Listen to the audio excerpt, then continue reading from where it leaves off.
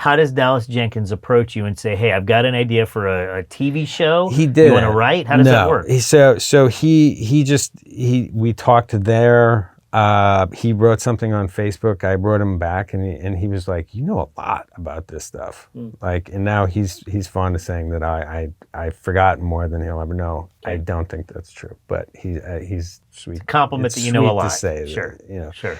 I think at the time I was talking about how he could manipulate his structure to accomplish what he needed to accomplish, and something that he sort of posed as an open letter on Facebook. He used to do that a lot, like just Yes, he get did. on there. Anyway, so after time, he was like, "Dude, I gotta put you to work on something." So we met in LA. We were talking about maybe doing the second picture of his two picture deal, and I pitched him a story, and he was like, "This is fantastic. This is like so professional." And I was like, "Well, It's your background. that's where I come from." So while we were working on that, he kept slipping in front of me this script for The Shepherd, which was the proof of concept for The Chosen.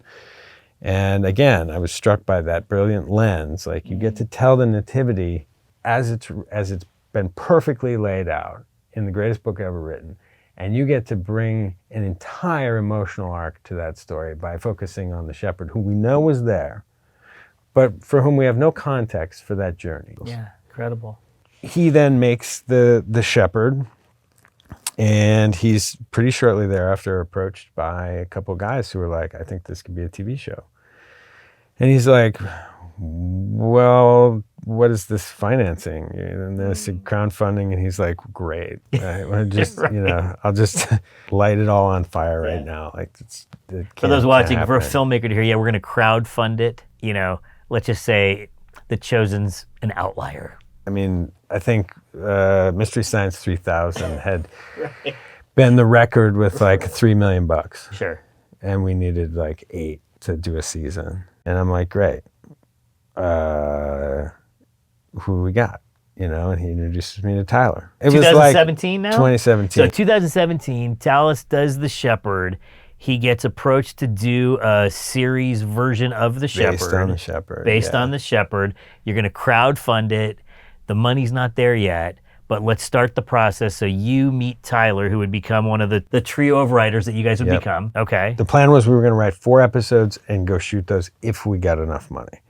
So let's go for it. Let's go for it. Okay, so the way we started out at first was we needed to know where we're going to fade in, where we're going to fade out. Okay. And I had been having a conversation with Amanda on the way home from the airport, and she told me about the woman at the well, because I had asked her the question, what's a moment where Jesus gets to the point of no return, where for him, he is crossing a bridge that's going to burn behind him?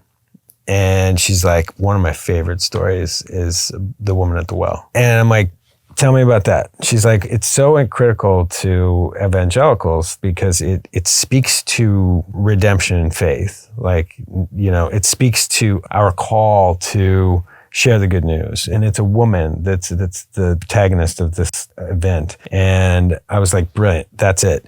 So we start the next morning, and I say, let's start. That's the fade out point. Let's start with this, and we're going to write to this. That'll be season 1.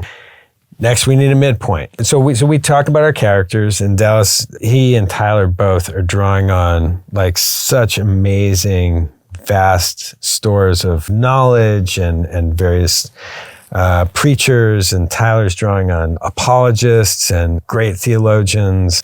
So we've been able to figure out our cast of characters, like who we want to include, what they might be like, if we can just get some of their attributes. We don't have to do full bio for anybody yet, but like, let's kind of know who's in play.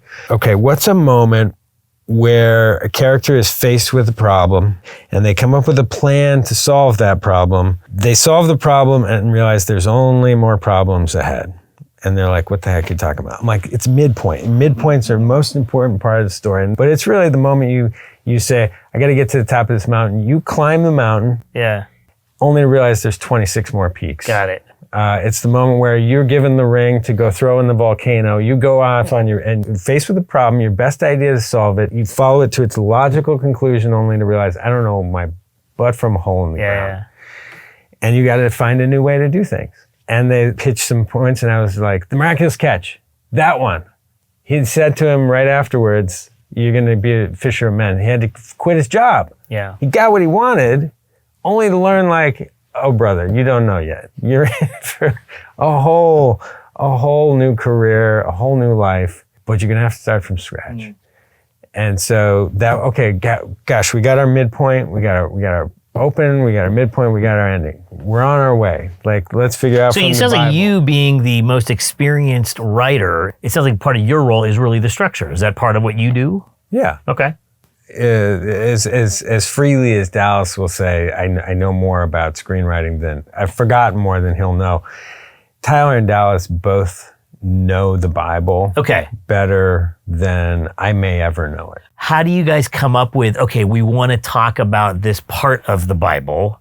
Is that something that the three of you guys will discuss? Yes, that process now requires us to go back and look at what biblical events happened between there and what is this period. So, if his 3-year ministry on earth had, 3 pretty distinct sections, the gathering, the period of popularity, and the period of persecution. And we're in that first part of gathering people. So what biblical stories are available to us by any harmony, and even beyond the harmony? Like what stories do we want to put in here? Now, when you're reading, are you thinking this is a great story that will encourage people? Are you thinking, no, this will be a great cinematic moment? Are you thinking both? Maybe both. Okay. Our responsibility is to our characters. Okay, we've got a structure that allows for us to have a myth arc that is running through the entire series. What is a myth arc? So a myth arc is this driver. If anybody watching is familiar with the X-Files, they'll remember the Smoking Man. The Smoking Man is this proxy to which we get to the motivation behind everything that Mulder does, which is to find his lost sister. Deep in his chest, the thing driving him, which was created when he was a child and watched his sister be abducted by something he can only explain as aliens. Mm-hmm. So that Smoking Man appears periodically to reignite the myth arc through that series. I see. Jesus is the light of the world whose actions ripple not only throughout society, but throughout time. And so we are grabbing those ripples and harnessing them for our storytelling purposes in various ways at various times. He might interact with the character like little James at the beginning of season 3 to answer a question that we've posed, but we haven't made prominent. We haven't put the light on this question. It's gaining momentum. And when they get to this critical point of, you're going to go out and heal. Well, how do we do that when we have a man among us who is suffering? Fair question. Well, when we get to that juncture, we realize that not only is our myth arc keeping Jesus' ministry alive, I see, and viewing it on the other side of that electrified fence, we're not always just right up to what is he doing in there. Sometimes Jesus interacts with our characters because he interacts with us, right? We felt like this is an honest way to tell this story. It's a question we can no longer punt. We have to get to a conversation with little James. So he is very much somebody who the camera is sitting on Jesus' shoulder. We don't do that with our show because the drama comes from characters faced with binary value choices in the context of their life. Stay, go. Fight, flee. Love, hate. Like that razor's edge sometimes. Like sometimes it's obvious and it's not very dramatic. But this is a situation where we can simulate choices for Jesus by having him engage in a conversation or not.